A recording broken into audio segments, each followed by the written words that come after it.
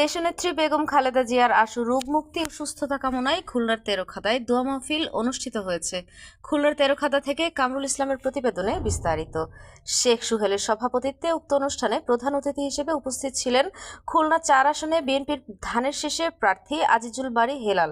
উপস্থিত ছিলেন তেরখাদ উপজেলা যুবদলের সিনিয়র যুগ্ম আহ্বায়ক আমিনুল হক মিলু, শেখ ওহিদ গুলাম মুস্তফা ভুট্টু, ৫ নম্বর তেরখাদা ইউনিয়ন বিএনপির সদস্য সচিব মোল্লা কামরুল ইসলাম, স্বেচ্ছাসেবক দলের সদস্য সচিব শামীম আহমেদ রমিজ, সাবেক শ্রমিক দলের সদস্য সচিব জামাল বিশ্বাস, কৃষক দলের যুগ্ম আহ্বায়ক মোহাম্মদ শহীদ বিশ্বাস, সাবেক স্বেচ্ছাসেবক দলের সভাপতি শেখ সুহেল, যুগ্ম আহ্বায়ক তেরখাদা থানা ছাত্রদলের শেখ দিদার, জাসাসের সদস্য সজীব মোল্লা পারভেজ। উপস্থিত ছিলেন শেখ আলমগীর, মোল্লা পলাশ, হিজবুল্লাহ বিশ্বাস, শেখ রফিকুল, শেখ শরীফুল, দিদার ফকির, রনি বিশ্বাস, ছাত্রনেতা মোল্লা ফাহিম প্রমুখ। এ সময় তেরখাদা যুবদলের আহ্বায়ক মোল্লা হুমায়ুন কবির দেশমাতা বেগম খালেদা জিয়ার আশু রোগ মুক্তি কামনা, নেতা তারেক রহমানের প্রতি আস্থা এবং খুলনা ৪ আসনের বিএনপির এমপি পদপ্রার্থী আজিজুল বারী হেলালের ত্রয়োদশ জাতীয় নির্বাচনে জয়ী হওয়ার আহ্বান জানান।